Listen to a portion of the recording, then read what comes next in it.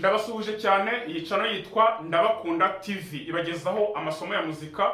Uyu munsi nahisemo ubundi buryo bushya bwo kugira ngo twige. Tugiye kwigana n'abanyeshuri muze hano baza hano ku kibaho. Wenda ntabwo turabafata bose ariko turafata nka babiri cyangwa batatu.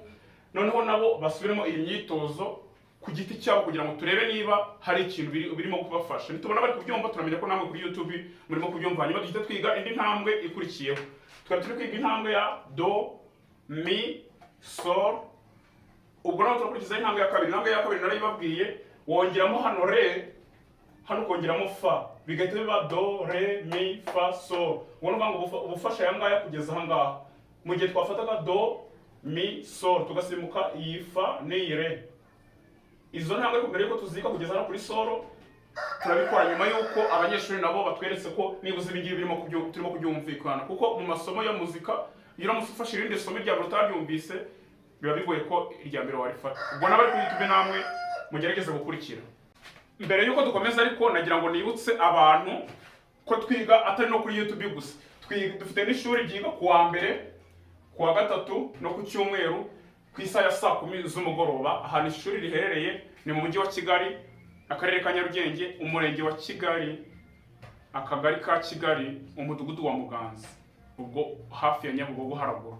Sinzi bwo wenda ndikubaza hari nk'abantu tuba duturanye batabizi ambona kuri YouTube akabona turiga kandi wenda basi ashobora nko kuba yagera ku ishuri hano ari tuyi hafi atabizi. Ubwo ni byo nagira ngo nsubize hanyuma dukomeza amasomo nkuko nabibateguriye. Okay, Faido noneho. Do mi oya mi ntabwo arizo. mi Yego. do so mi Nezero kuyica. so mi. Yego. Do mi Oya mi ntabwo arizo. Ntabwo nshaka kuziboroka. Gihita ugenda hari ibyo gushaka mi kuri do re mi fa. Do re mi hirya ho. Do re mi. Umenya uboretse. Yes. Ubwo nibyo ubivuze. Wowe bivuga nyine ntubikore nk'igishushanyo. Ubikore nyine wumve ko bikugiye. Do re mi. Iyo mi rero yeruzana hano. Yego. Do so do so numango akaboko bijyane. Tangira twumve.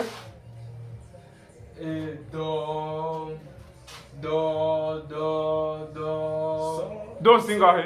Do so. Aha, rero jya kosora rikoze. Uvuze so uzamuka kandi ubo yego. So uvuze zingahe? Tangira. Do so mi do. Trebye nuko ngoko nibyo. Ariko usozamuka ariko usoreshe hasi. Ha. Vuga n'amagambo. Numvisa kanyoni karirimba neza kavuze ko kaza hora kandi. Oya uvuze ngo kandi rukuva sonye n'ubundi. So mi urayisha nayo. Vuga amagambo, vuga amanota gusa. So mi do. Amagambo. Kanderembe. Oya mi ntabwo ari. Kanderembe. Uterana mezire rero. Tangira no uterana mezire. Rwose. Yego. Numvisa kanyoni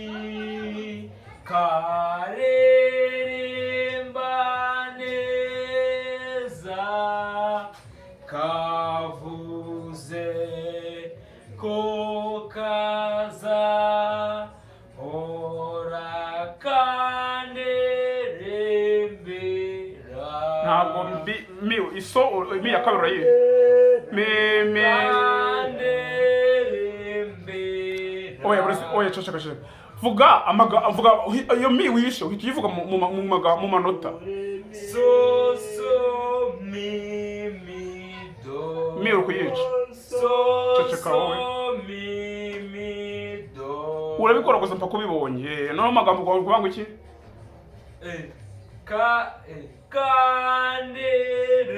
Kanderembera. Oya. So so mi mi do. Kanderembe.